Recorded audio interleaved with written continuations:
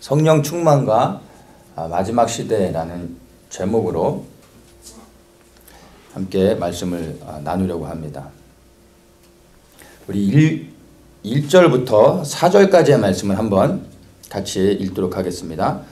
오순절 날이 이미 이름에 저희가 다 같이 한 곳에 모였더니 호련히 하늘로서 급하고 강한 바람 같은 소리가 있어 저희 앉은 온 집에 가득하며 불의 혀같이 갈라지는 것이 저희에게 보여 각 사람 위에 임하여 있더니 저희가 다 성령의 충만함을 받고 성령이 말하게 하심을 따라 다른 방언으로 말하기를 시작하니라.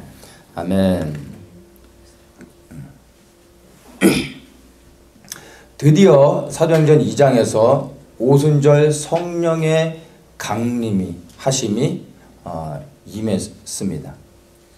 이 성령의 강림을 통하여 교회가 이제 세워진 교회를 통해서 이 땅에 실질적인 하나님의 나라가 세워지는 역사가 시작되어진 것을 이제 우리가 보게 됩니다. 이 오순절에 성령이 임하신 것은요, 여러 가지 의미가 갖고 있는데, 이 오순절은 다른 말로 하면은 맥추절입니다. 추수의 절기로 말하면 오순절을 맥추절이라고 말하는데, 이 맥추절은 보리 추수가 끝나고 밀 추수가 시작되어지는 절기를 알리는 사인입니다. 그래서 이 맥추절은 두 개의 추수가 이렇게 오버랩되는 그러한 절기입니다. 이 절기 때 성령께서 임하신 것을 우리가 좀 주목해 보아야 됩니다. 이스라엘에서는 세 가지의 그 3대 중요한 절기가 있습니다. 이 절기 때는 이스라엘의 모든 남자는 반드시 예루살렘에 올라가 이 절기들을 지켜야 됩니다. 이것이 무교절, 그리고 맥주절, 그리고 수장절입니다. 이 무교절 안에 초실절이 있습니다. 이 초실절이 추수와 관련된 건데, 이 초실절이 보리 추수고요. 그 다음에 맥주절이 미래 추수고, 그리고 수장절이 포도 추수입니다. 이 세 가지의 추수가 이스라엘의 중요한 3대 절기와 연관이 되어지는 것입니다. 보리 추수는 예수 그리스도의 부활을 의미하는 것입니다. 예수 그리스도께서 부활의 첫 생명으로 올려지면서 세상 가운데 알려지게 된 것이 바로 초실절이고, 그리고 이제 이 미래 추수는 예수 그리스도의 부활의 생명에 힘입어 이제 우리 모든 예수를 믿는 그리스도인들이 부활의 생명을 갖게 되었다는 것을 선포하고 그 부활의 생명이, 그 부활의 역사가 시작되어지는 것을 알리는 것이 바로 미래 추수, 곧 오순절, 맥주절의 절기의 의미입니다. 그리고 마지막에 그 포도 추수, 수장절의 이 추수는 온 열방을 향한 하나님의 심판을 말하고 있는 것입니다. 그래서 우리가 추수의 관점에서 성령 강림의 그 의미들을 살펴보면 성령은 바로 추수를 위해서 오셨다라는 것을 우리가 알 수 있습니다. 이 추수는 이 봄에 씨를 뿌리는 것으로부터 해서 이 추수해서 결실을 맺는 것까지 볼 때 시간의 그 흐름 안에서 보면은 마지막을 말하는 것입니다. 그래서 이 추수를 말할 때는 곧 마지막 때를 언급한다라는 것을 우리가 생각해야 됩니다. 그래서 이 성령의 역사를 통하여 추수가 시작되어졌는데, 이 성령의 역사는 곧 마지막 때를 알리는 하나의 큰 사인이라는 것들 또한 우리가 알아야 됩니다. 이것이 오순절 성령의 충만함 안에, 오순절 성령의 강림 안에 담겨져 있는 의미들인 것입니다. 이 오순절 성령의 역사가 예루살렘의 제자들에게 임했을 때 이 제자들에게 나타난 변화들이 있었습니다. 성령이 임하신 다음에 나타난 변화들을 한번 좀 보도록 하겠습니다. 4절에 먼저 얘기하는데, 성령이 임하시고 나서 첫 번째로 일어났던 변화는 제자들이 방언을 하기 시작했다는 것입니다. 여기에서 말하고 있는 방언은 다른 방언, 즉 다른 나라의 언어로 말하는 그 방언을 말하는 것입니다. 그러니까 우리가 흔히 얘기하는 방언은 고린도전서 14장에서 말하는 이제 영의 방언, 영의 언어, 그러니까 하나님과 우리가 교통하는 대화하는 그 영의 언어를 말하죠. 근데 지금 이 사도행전 2장에서 말하고 있는 그 방언의 역사는 다른 나라의 언어로 말하는 것을 말합니다. 그런데 이 성령의 충만함이 임했을 때 이 다른 나라의 언어로 말하는 방언뿐만 아니라 우리가 하나님께 영으로서 말하는 그 영의 방언도 함께 열려진 것입니다. 그래서 성령의 역사 가운데 첫 번째가 방언의 역사였습니다. 이 방언의 역사를 시작으로 해서 이제 통변하고 예언하고 또 그 병을 고치는 그런 치유의 역사들이 나타나고 영을 분별하고 또 능력을 행하는 여러 가지 많은 은사들이 이제 그런 역사들이 일어난 걸 봅니다. 그래서 성령이 임하였는가, 그 사람에게 성령의 충만함이 있는가를 확인할 때 어떤 사람들은 방언합니까? 성령을 받으셨습니까? 라는 질문할 때 방언하십니까? 방언 받으셨습니까? 이런 것들을 묻기도 합니다. 왜냐하면 여기서 성령께서 임하실 때 첫 번째 나타나는 게 방언의 역사였기 때문입니다. 그래서 방언하는 걸 가지고 성령을 받았다라고도 말할 수 있지만 꼭 방언을 해야 성령을 받았다라고 말할 수는 없습니다. 그래서 어쨌든 여기서 보면 첫 번째는 성령이 임하실 때 방언하는 일들이 일어났다는 것입니다. 이 방언과 함께 모든 은사들이 풀어졌다는 것을 우리가 기억해야 됩니다. 그래서 사실 방언을 하는 것을 통하여 영적인 은사들이 더 많이 풀어지는 것을 우리가 또한 이해해야 됩니다. 모든 은사의 첫 번째는 사실 방언입니다. 이 방언을 깊게 할수록 영적인 그 은사들이 우리 안에서 개발되어지며 하나님께서 그 은사들을 나타나게 하실 수 있습니다. 이것이 성령이 임한 다음에 제자들에게 일어난 첫 번째 역사였습니다. 그 다음에 14절에 보면 이제 베드로가 성령의 충만함을 받은 다음에 담대하게 복음을 증거하기 시작합니다. 이 베드로가 전했던 복음을 통해서 3,000명이라는 엄청난 사람들이 회심하고 예수 그리스도를 믿는 그런 은혜가 있었던 것을 보게 됩니다. 이 베드로가 전했던 설교들을 우리가 조금 살펴보면요, 22절부터 이제 베드로가 담대하게 사람들에게 이제 복음을 전하는 것이 나오는데 이것들을 좀 살펴볼 필요가 있습니다. 이 베드로가 전했던 복음은 다른 것이 아니라 어떻게 베드로가 그 배우지도 못한 말도 잘 못하는 베드로가 복음을 전했는데 3,000명씩 믿을 수 있었을까 생각할 때 그의 언변에 있지 않다는 것을 알아야 됩니다. 어떤 새로운 설교 방식으로 사람들을 딱 사로잡아서 어떤 설득해서 사람들이 예수님을 믿게 된 게 아닙니다. 우리 한번 그것들을 보도록 하겠습니다. 22절에 그가 이제 예수 그리스도의 복음을 선포하기 시작하는데 이렇게 시작합니다. 이스라엘 사람들아, 이 말을 들으라. 너희도 아는 바에 하나님께서 나사렛 예수로 큰 권능과 기사와 표적을 너희 가운데서 베푸사 너희 앞에서 그를 증거하셨느니라. 그가 복음을 선포할 때 첫 번째 말한 게 무엇입니까? 나사렛 예수를 말하고 있습니다. 나사렛 예수로 시작해서 복음을 선포하면서 끊임없이 22절부터 해서 말하는 것마다 계속해서 예수 그리스도를 선포하고 있습니다. 그리고 36절에 마지막으로 그가 복음을 선포하는 것을 마무리 질 때 이렇게 말합니다. 그런즉 이스라엘 온 집이 정령 알지니 너희가 십자가에 못 박은 이 예수를 하나님이 주와 그리스도가 되게 하셨느니라 하니라. 예수 그리스도로 시작해서 예수 그리스도로 마무리 짓고 있습니다. 복음의 첫 시작을 그리스도로 시작해서 복음의 마지막을 그리스도로 끝내고 있습니다. 22절부터 36절까지 보면 끊임없이 예수 그리스도를 말하고 있다는 것을 우리는 기억해야 됩니다. 성령을 받은 다음에 베드로에게 나타난 역사입니다. 그가 성령의 충만을 통하여 변화되어졌을 때 선포한 복음의 내용들은 다른 것이 아니라 바로 예수 그리스도, 끊임없이 예수 그리스도를 선포했다라는 것입니다.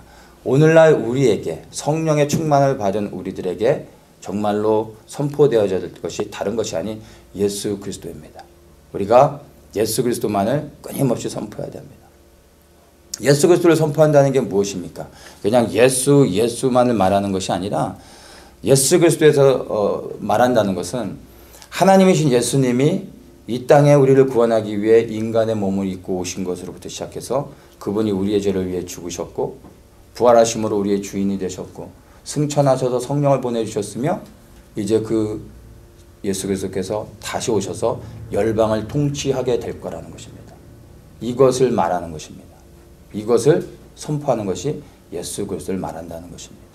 이것이 예수 그리스도에 대한 모든 것이 되는 것입니다. 우리는 이것을 말해야 됩니다. 교회 바깥에 예수 그리스도를 알지 못하는 자들에게 예수를 소개해야 되는데 다른 것이 아닙니다. 멋있게 포장하려고 하는 것이 아니라 있는 그대로 베드로가 얘기했던 것처럼 예수 그리스도에 대한 모든 것들을 있는 그대로 말하는 것입니다. 이것을 통하여 그리스도가 선포되어질 때 성령께서 구원의 역사를 이루시는 것입니다. 또한 우리 교회 안에서는 예수 그리스도를 동일하게 선포해야 되는데 우리 교회 안의 공동체에서 예수를 믿는 우리 공동체 안에서 선포해야 될 예수 그리스도는 바깥에서 우리가 전하는 것과 조금 다를 수 있습니다. 동일한 예수 그리스도에 대한 모든 것들을 말해야 되겠지만 더욱더 예수 그리스도를 믿는 모든 우리 그리스도인들이 삶의 그 순간순간에 그리스도께서 우리의 주인이 되셔서 우리의 삶을 어떻게 인도하셨고 어떻게 우리의 삶 속에서 아름다운 일들을 행하셨는지를 우리가 모였을 때 자랑하고 간증하는 것입니다. 그것이 교회 안에서 우리가 예수 그리스도에 대해서 말해야 되는 것입니다.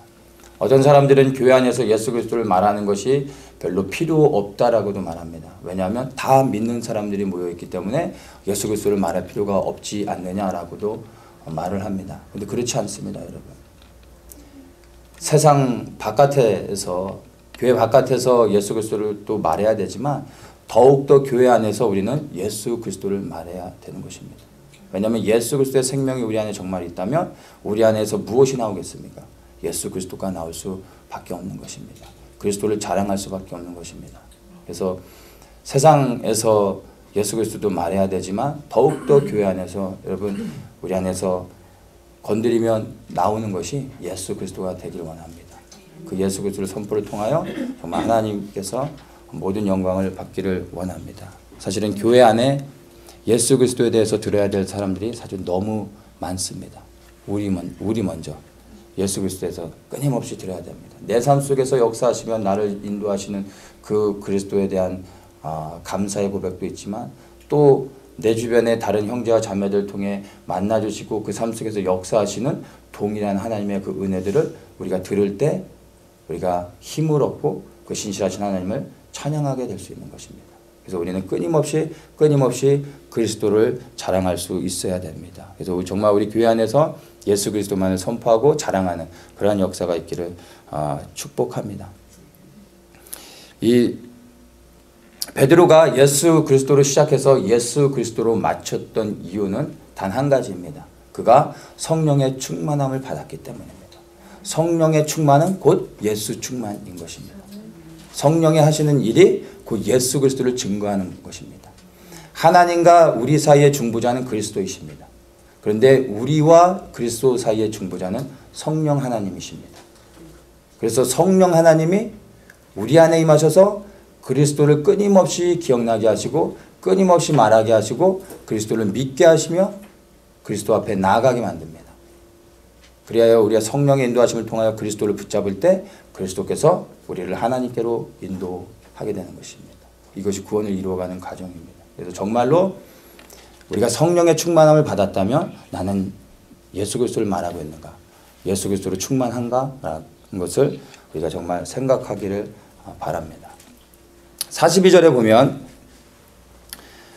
제자들이 성령의 충만함을 받은 다음에 이제 성도들과 제자들이 함께 기도에 전념하는 것을 우리가 보게 됩니다.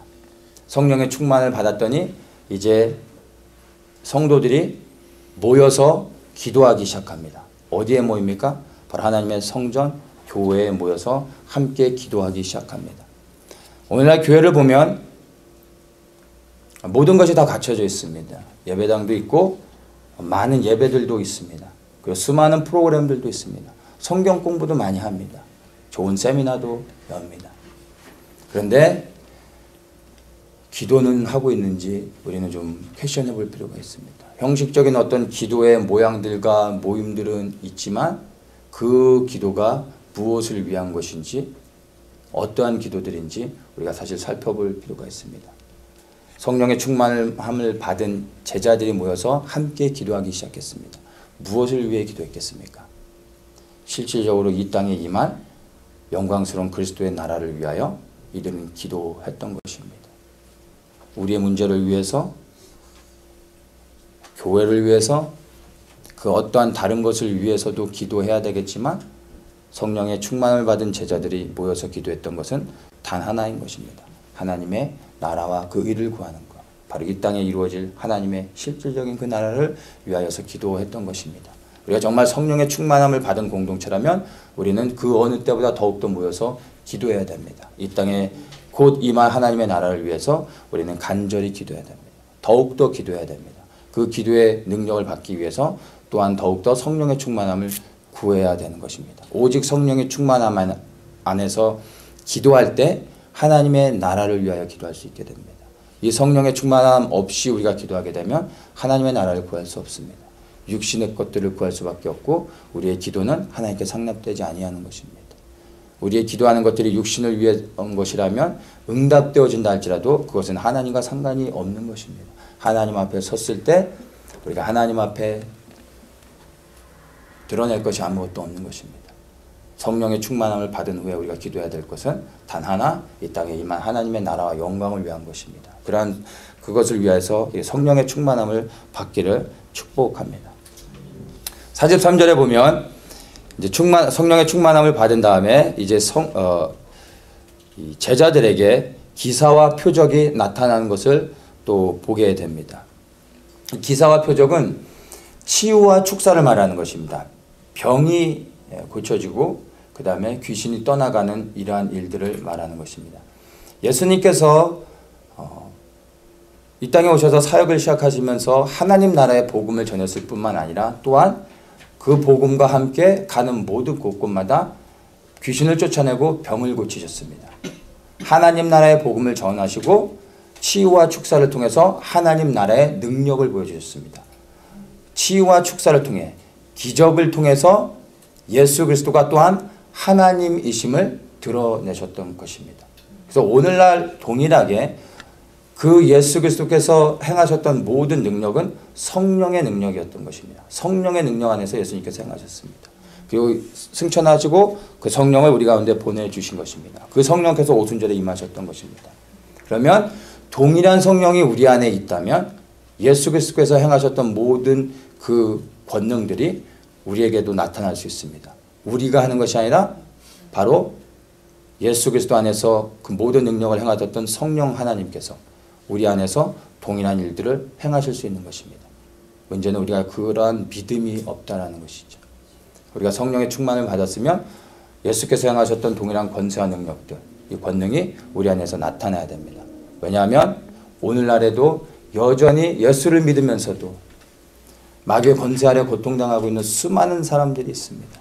이들을 자유케 할 수 있는 것은요, 권세와 능력으로 마귀에 묶여져 있는 이들을 풀어내 주어야 하는 것입니다. 이것은 말씀을 선포함으로 되어지는 것이 아니라 능력으로 풀어줘야 되는 것입니다. 왜냐하면 영적인 전쟁 가운데서 악한 영들에게 묶여져 있는 것이기 때문에 이 영의 대결을 통해서 풀어주기 위해서는 권세와 능력이 필요한 것입니다. 그것을 통하여 하나님의 백성들을 자유케 할 때 그것이 하나님이 기뻐하시는 것이고 그것이 곧 영혼을 구원하는 것이 되는 것입니다.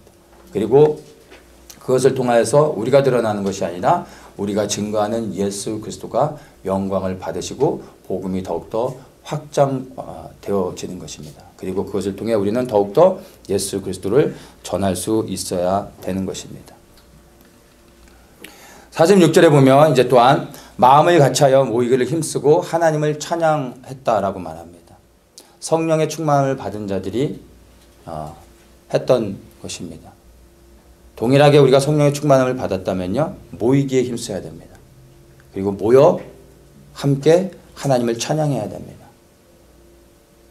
이 하나님을 찬양할 때 모여있는 사람들이 성령의 충만을 받은 자들이 함께 모여 하나님을 찬양할 때 그 자리에 하나님의 성령이 임하여 주시며 더욱더 기름 부어주시고 또한 그 모여진 사람들을 통하여 하나님의 교회들이 더욱더 확장되어지게 하시는 일들을 우리가 사도행전을 통해서 볼 수가 있습니다. 그래서 그 어느 때보다 더욱더 우리가 모이기에 힘쓰며 함께 모여 기도하며 하나님을 찬양해야 됩니다. 이들이 성령의 충만함을 받았을 때 각자 흩어져서 골방에 들어가서 하나님을 찬양했던 것이 아니라 함께 모여서 하나님을 찬양했다는 것을 기억해야 됩니다. 성령의 충만함을 받으면 모이게 됩니다. 어디로 모입니까? 노래방으로 모이는 게 아니라 교회로 모이는 거죠. 교회로 모여서 함께 하나님을 찬양하는 겁니다. 높이는 것입니다. 그분을 고백하고 그분을 올려드릴 때 하나님께서 영광을 받으시고 그리고 그 모여서 하나님을 예배하는 자리에 더욱더 크신 성령의 충만함을 통해서 하나님의 교회의 역사가 흘러가게 하는 것입니다. 또 다른 교회를 만들고 그리고 더 많은 영혼들을 하나님께서 구원케 하는 일들을 하신다는 것을 기억해야 됩니다. 우리 안에 우리 공동체 안에 그렇게 모여지는 역사가 있길 원합니다. 그리고 모였을 때 우리가 다른 것을 하는 것이 아니라 하나님만을 찬양하는 그러한 은혜가 있기를 축복합니다. 그리고 그렇게 함께 모여서 찬양하며 하나님을 높일 때 47절에 보면 이제 이 교회 공동체가 온 백성들에게 칭송을 받았다라고 말을 합니다. 근데 이 칭송을 받았다라는 이 표현은 조금 과한 것 같고 영어 성경에서는 having favor라고 말합니다. 그러니까 이들이 교회 바깥의 사람들로부터 호감을 얻었다라고 말하면 될 것 같습니다. 그러니까 이거 굉장히 중요한데요.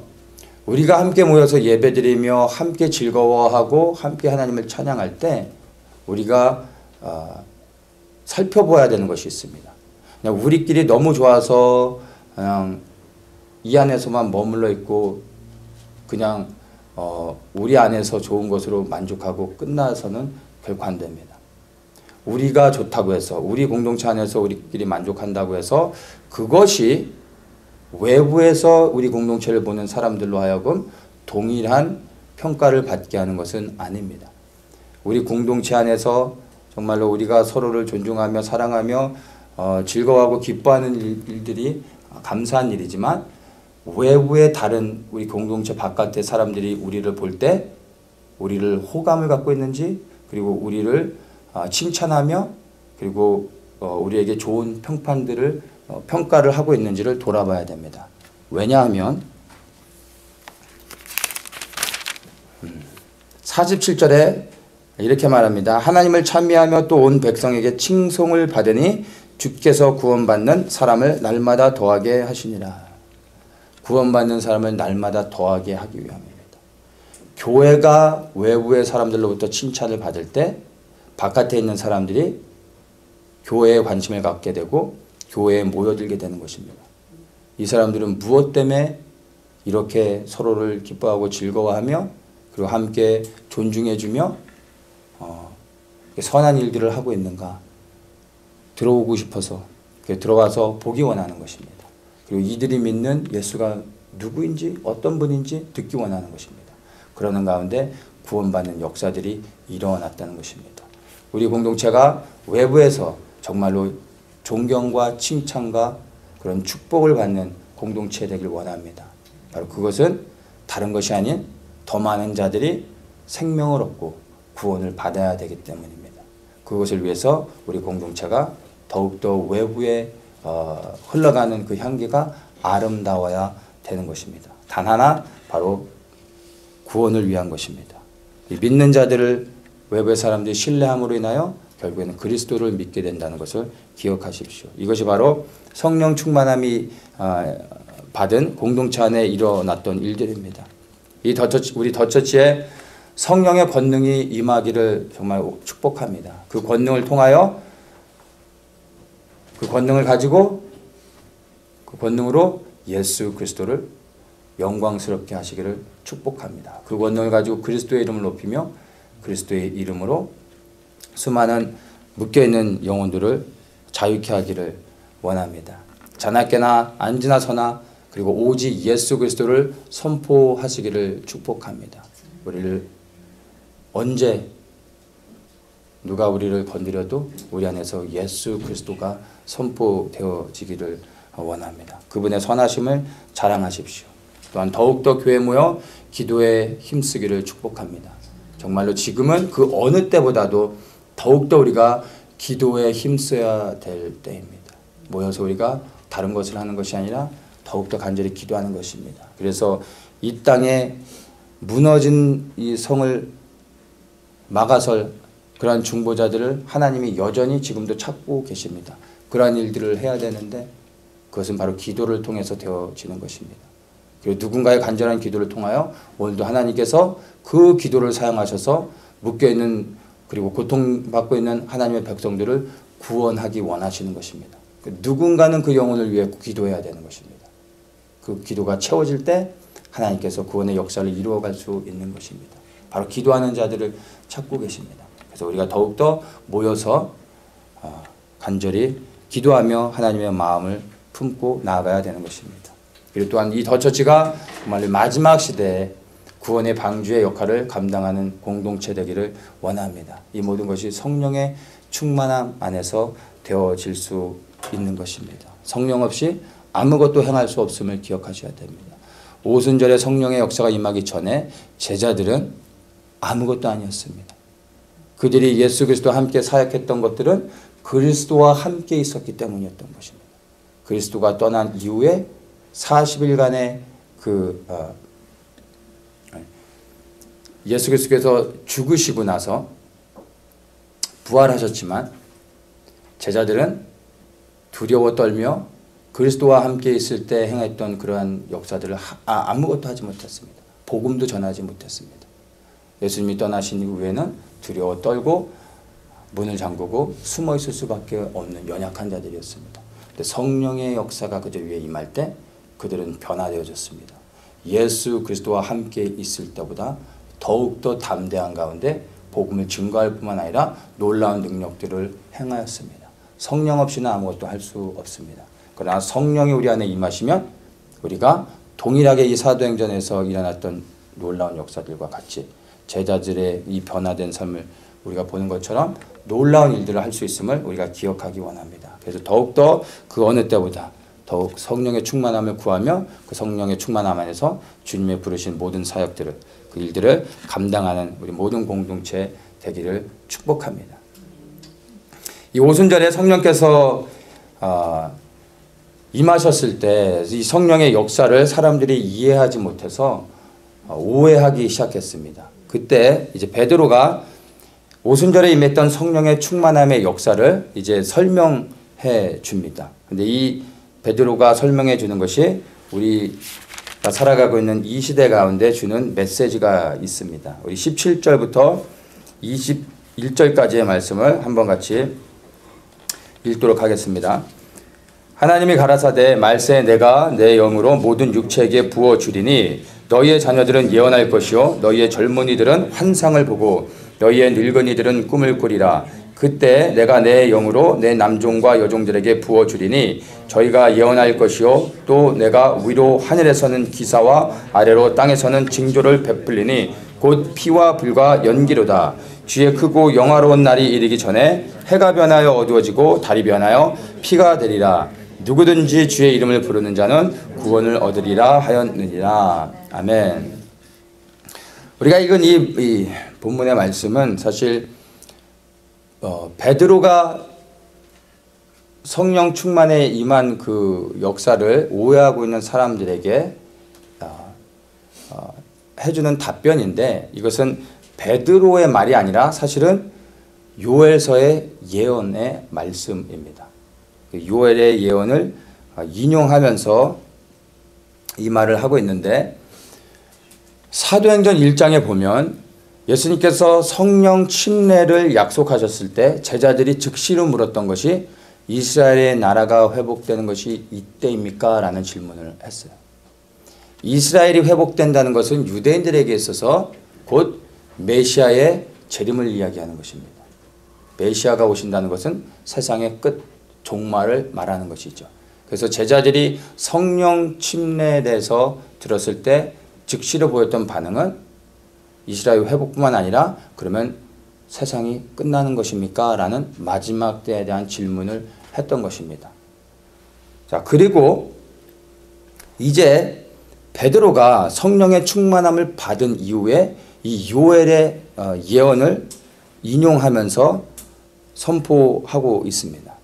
성령 충만과 요엘의 예언을 연결시켜서 지금 성령 충만에 대해 오해하고 있는 사람들에게 말해주고 있는 것입니다. 이 요엘의 예언은 1차적으로는 남유다에 임할 하나님의 심판에 대해서 경고하고 있는 것이지만 동시에 마지막 때에 온 열방에 대한 심판을 함께 경고하고 있는 그러한 예언의 말씀입니다. 그래서 이 요엘의 예언의 말씀은 우리가 살아가고 있는 시대에 주시는 하나님의 예언의 선포요 경고인 것을 우리가 이해할 수 있어야 됩니다.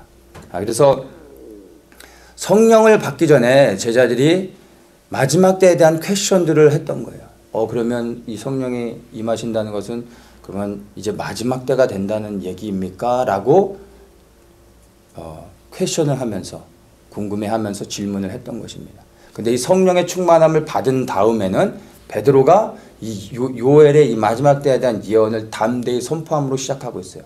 그건 무엇을 말합니까? 성령의 충만함을 받았더니 이제 마지막 때에 대한 계시가 풀어진 거예요. 그리고 이제는 퀘션이 아닌 확신 가운데서 선포하고 있다는 것을 우리가 이해해야 되는 것입니다. 이 말씀들을 좀 보면 17절에 이렇게 시작합니다. 말세에, 이 말세라는 마지막 세대, 우리가 살아가고 있는 이 마지막 세대를 말하고 있는 것입니다. 이것을 구체적으로는 20절에서 말하고 있는 내용인데요. 주의 크고 영화로운 날이 이르기 전에, 주의 크고 영화로운 날이 무슨 날입니까? 예수 그리스도께서 재림하시는 날이 바로 주의 크고 영화로우신 날입니다. 근데 그 날이 이르기 전에, 그 전에 있을 일들을 말하고 있는데 그것이 곧 우리가 살아가고 있는 이 마지막 세대에 이루어지는 일들을 말하고 있는 것입니다. 그래서 주의 재림이 있기 전에 이 땅에서 풀어질 표적들에 대해서 지금 이 17절부터 요엘의 예언을 통해 인용하면서 말해주고 있습니다. 마지막 시대도 단계가 있습니다. 마지막 시대의 시작이 있고 마지막 시대의 끝이 있습니다. 그러니까 오순절의 성령의 역사는 시간의 타임 안에서 보면은 오순절의 성령이 임하심으로 인하여 마지막 때가 시작되어진 것입니다. 실질적인 온 열방을 향한 추수가 시작되어진 것이죠. 그게 마지막 때가 시작되어진 것입니다. 그러니까 예수 그리스도께서 오셔서 하나님 나라의 복음을 증거함으로 마지막 시대가 시작되어졌다라고 말할 수도 있지만 더 구체적으로는 오순절 성령이 임하심으로 인하여 본격적인 영혼들의 추수가 시작되어진 것입니다. 이것이 실질적인 마지막 때의 시작인 것입니다. 그리고 2000년의 시간이 지났습니다. 우리가 살아가고 있는 시대도 여전히 마지막 때인데 오순절에 성령이 임했던 그 마지막 시대와 다릅니다. 지금은 마지막 시대 가운데 마지막 추수의 마무리 단계에 있는 것입니다. 바로 포도 추수, 곧 열방을 향한 심판이 다가오고 있는, 그래서 실질적인 영혼을 구원하는 추수가 마무리되어져 가고 있는 시대. 그러니까 책을 보면 챕터가 쫙 있는데 마지막 챕터의 첫 번째 페이지가 오순절 성령 강림의 역사라고 생각하면 됩니다.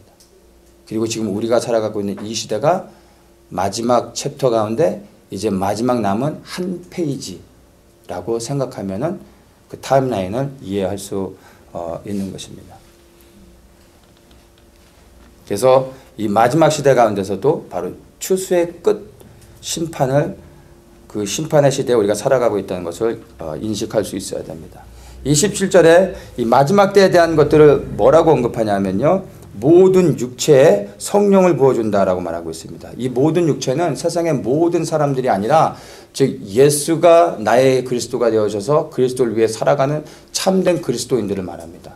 이 마지막 시대에 참된 그리스도인들에게 성령을 부어주시는데 이것을 자녀들에게, 젊은이들에게, 그리고 노인들에게, 모든 세대들에게 예수 그리스도를 믿는 참된 모든 세대들에게 성령을 부어주신다고 약속하고 있습니다. 근데 그 성령이 부어질 때 어떠한 일들이 일어나냐면 예언하고 환상하고 꿈을 꾸게 된다는 것입니다.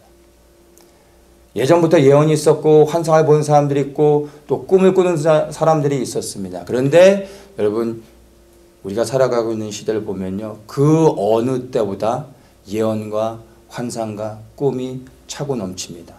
무엇에 대한 예언과 환상과 꿈입니까?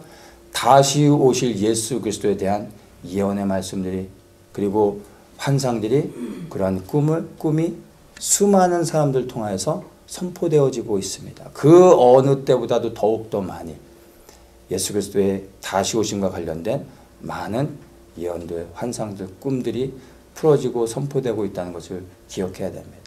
우리가 이것들을 또한 영적으로 잘 분별해야 될 지혜도 필요하지만 이러한 것들이 그 어느 시대보다도 많이 선포되고 있다는 것은 곧 바로 예수 그리스도께서 오실 그날이 임박해 있다는 것을 우리가 인식할 수 있어야 됩니다.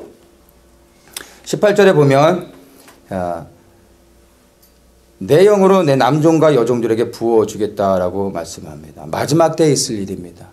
여기서 주목해야 될 것이 여종이라는 것입니다. 이 시대 가운데는 여자를 하나님의 종으로 세워서 사용하는 것은 굉장히 드문 일이었습니다. 그런데 이 마지막 때에는 남종과 여종들을 세운다고 말씀합니다. 주목해야 될 것이 바로 이 여종이라는 것입니다. 우리 주변의 교회를 보십시오. 그 어느 때보다 정말로 수많은 여성 사역자들, 여성 목사님들이 많이 있습니다. 교단적으로 여성 목사를 안수하지 않는 교단들도 있지만 여성에게 안수해서 목사로 세우는 교단들도 많이 있습니다. 주변을 보면 그 어느 때보다 수많은 여성 사역자들이 있습니다. 근데 이 여성 사역자들이 사역들을 보면 일반적인 목회도 하시지만 여성 사역자들이 그 사역들을 보면 특별히 성령 사역들, 예언하고 그리고 치유를 행하는 또 이런 능력 사역들을 하시는 분들이 많고 또 마지막 시대 가운데 특별한 부르심 가운데 복음을 전하는 많은 분들이 여성 사역자인 것을 우리가 기억해야 됩니다. 이것은 아마 여성들이 가지고 있는 성향 때문이 아닌가 생각을 합니다. 여성들이 남성과 비교해 보면 남자들보다 훨씬 더 영적이라고 말해야 될까요? 이런 표현이 맞는지는 모르겠는데 영적이라고 말해도 될 것 같아요. 성향적으로 굉장히 민감하죠. 그래서 영적으로도 그것이 동일하게 흘러갑니다. 그래서 여성들이 남성보다 신령한 것들을, 영적인 것들을 더 사모합니다. 그 증거가 교회 안에 남자가 많은지 여자가 많은지를 보면 아는 것입니다. 우리는 왜 이렇게 교회에 여자가 더 많은가를 말하지만 여성들이 더 영적이고 신령한 것들을 더 사모하기 때문에 교회 안에 여자들이 더 많은 것입니다. 그런데 이 마지막 시대에 더욱더 하나님께서 여성 사역자들을 세우시고 그들을 통하여서 이 시대에 필요한 하나님의 말씀들을 증거케 하고 계신 것입니다. 정말 우리 시대에 그 어느 때보다도 더 많은 여성 사역자들이 세워진 것을 통해서 하나님의 그 시간표들을 우리가 분별할 수 있는 지혜가 필요합니다. 19절에 하늘에서는 기사, 땅에서는 징조를 베푼다라고 말하고 있습니다. 하늘의 기사는 해와 달과 별의 사인들을 말하는 것입니다. 그리고 이 땅의 징조는 피와 불과 연기라고 말하고 있는데 이것은 마태복음 24장에서 예수님께서 말씀하신 것입니다. 전쟁과 여러 가지 자연 재해들, 지진, 화산 폭발, 그리고 쓰나미 같은 여러 가지 엄청난 우리가 감당할 수 없는 그러한 많은 재난들을 이야기하는 것입니다. 이것들이 이 마지막 때에 이제 풀어지게 된다라는 것입니다. 우리 시대를 여러분 잘 보십시오. 뉴스를 꼭 보지 않아도 우리가 무엇을 듣습니까? 전쟁의 소문들? 점점점 그 전쟁의 소문들이 커져가고 있습니다. 한국에서도 전쟁의 위기 가운데 있고 이스라엘도 이제 고요한 것 같지만 지금 전쟁을 위해서 중동의 모든 정세들이 바뀌어가고 있는 것들을 우리가 볼 수 있어야 됩니다. 그것뿐만이 아니라 그 어느 때보다 더욱더 수많은 자연재해들, 기록을 경신하는 놀라운 그리고 충격적인 자연재해들이 우리 주변에서 끊임없이 듣고 있는 것입니다. 한쪽에서는 가뭄인데 한쪽에서는 홍수가 나고 있고 한쪽에서는 쓰나미가 밀려오고 한쪽에서는 지진이 나고 있고 이러한 일들이 그 어느 때보다 점점점 가중되고 있는 것을 우리는 보면서 주 예수 그리스도의 재림에 임박해 있음을 우리에게 주시는 사인으로 우리가 분별할 수 있어야 되는 것입니다. 20절에 주의 크고 영화로운 날이 이르기 전에 해가 변하여 어두워지고 달이 변하여 피가 되리라 말하고 있습니다. 이것은 해와 달의 사인인데 일식과 월식을 말하는 것입니다. 이 일식과 월식을 통해서 하나님께서 마지막 때의 마지막의 사인들을 우리에게 주고 계신 것입니다.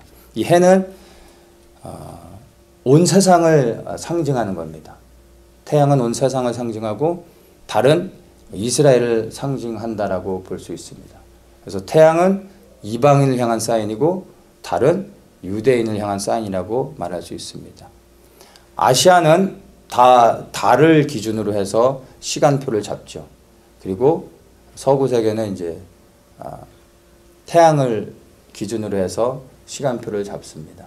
근데 특별히 또 이스라엘은 모슬렘이나 우리 한국 같은 경우도 달을 기준으로 해서 시간표를 잡지만 이스라엘은 달과 플러스 별까지 포함해서 그들의 시간표를 잡아갑니다. 그것이 좀 다른데 달의 사인은 곧 이스라엘에 대한 사인으로 우리가 이해해야 됩니다.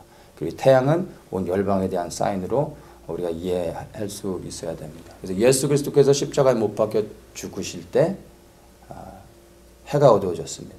그것이 고고학적으로 역사의 기록을 통해서 그 예수님이 돌아가신 해에 이 중동 지역에 그 엄청난 이제 해가 가려지는 그 일식 현상이 있었던 것을 고고학적으로도 말해주고 있습니다.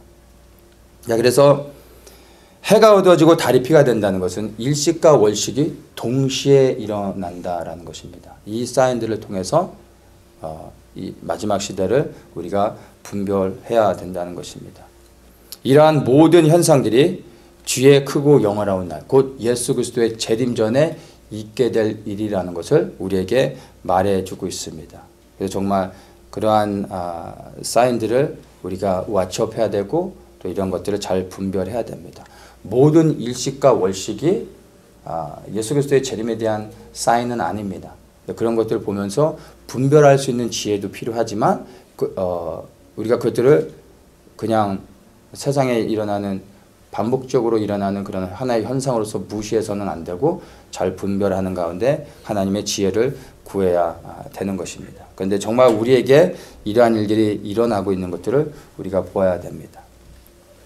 우리 시대의 요엘의 예언, 지금 나눴던 이 짧은 요엘의 예언들이요, 놀랍게 성취되고 있는 것을 우리는 부인할 수 없습니다. 어떻게 생각하십니까? 정말로 지금 이 17절부터 짧게 나눈 이 요엘의 이 예언들이요, 정말로 우리가 살아가고 있는 이 시대에 우리들이 계속해서 경험하고 있는 것입니다. 부인할 수가 없습니다. 우리 시대의 이 성경에 기록된 예언들이 얼마나 성취되어져 가고 있는지, 그리고 이제 곧 성취되어질 것이 무엇이 남았는지를 우리가 지혜롭게 분별할 필요가 있습니다. 그러한 지혜가 있기를 축복합니다. 그리고 이것이 정말 우리에게 믿어지는 순간 이제 우리가 무엇을 해야 되겠습니까? 21절입니다. 누구든지 주의 이름을 부른 자는 구원을 얻으리라. 이러한 요엘의 예언들이 우리 시대에 성취되어지고 있는 것을 여러분 믿어지신다면 이제 예수 그리스도를 바라보아야 됩니다. 주의 이름을 부를 때가 되어진 것입니다. 우리가 바깥에 전도 현장에 가서 전단지 같은 거 나눠줄 때 제일 많이 쓰는 문구 중에 하나가 이거죠. 주의 이름을 부른 자는 구원을 얻으리라. 이런 거 써서 전도지 나눠주기도 하잖아요. 네, 여러분, 이 말씀은요, 마켓 갔다 나오는 사람한테 하는 얘기가 사실은 아닙니다.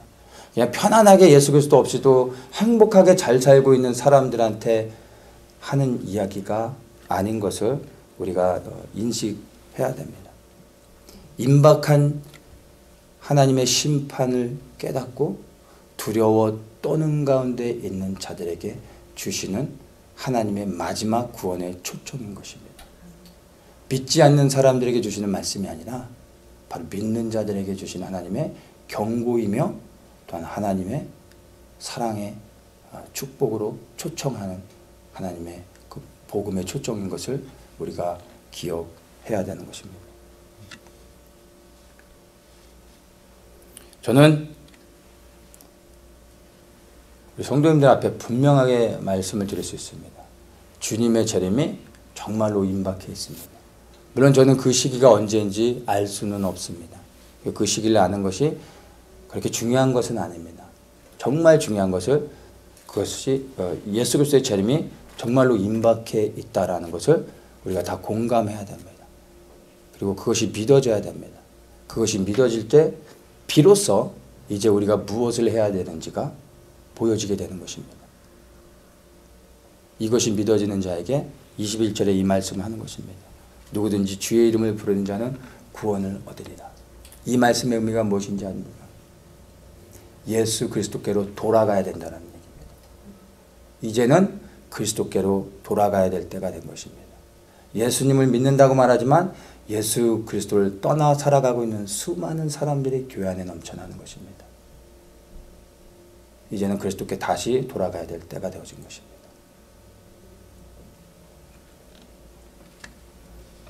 이 경고의 말씀은 정말로 믿는 자들, 바로 우리들에게 주고 있는 것임을 여러분들 깨닫고 그것이 믿어지기를 원합니다. 이것이 정말 믿어지면 이제 우리의 모든 초점들을 예수 그리스도께 맞추기를 원합니다. 그리고 다시 오실 예수 그리스도를 마음 가운데 소망하시길 원합니다. 그리고 그 소망 가운데서 진정으로 다시 오실 그리스도를 위하여 주의 길을 예비하며 부르신 그 자리에서 여전히 우리에게 명하신 그 역할들, 중보자의 자리에서 하나님의 나라를 위하여 그 길을 열어내는 그 일들을 넉넉히 감당할 수 있는 우리 모든 성도님들, 그런 공동체 되기를 예수님의 이름으로 축복합니다.